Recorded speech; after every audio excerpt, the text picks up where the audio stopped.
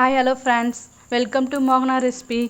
இன்றைக்கி நம்ம என்ன பார்க்க போகிறோன்னா பைத்தம்பருப்பு ஸ்வீட் கார்ன் பாயாசம் தாங்க பார்க்க போகிறோம். எங்கள் ஊர் உழவர் சந்தையில் ஸ்வீட் கார்ன் கம்மியான விலையில் கிடைச்சிதுங்க.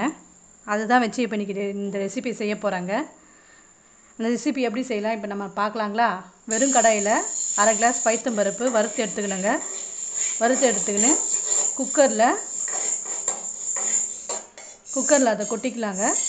கொட்டிட்டு ஸ்வீட் கார்னையும் போட்டுட்டு ஒரு டம்ளர் தண்ணி ஊற்றி வச்சிடலாங்க. குக்கர் விசில் வரட்டும். மிக்சியில் அரைச்சி எடுத்துன்னு வந்துடுங்க. கடாயில் நெய் விட்டு முந்திரி பருப்பு திராட்சை வறுத்து எடுத்துக்கணுங்க. வறுத்து எடுத்துக்கிட்டு அரைச்சி வச்சு விழுதி அதில் ஊற்றிடணுங்க. ஊற்றிட்டு நல்லா ஒரு கொதி வட்டங்க. நல்லா கிளறி விடுங்க. ஒரு டம்ளர் பால் ஊற்றிடலாங்க. ஏலக்காய் தூள் போட்டுக்கலாங்க.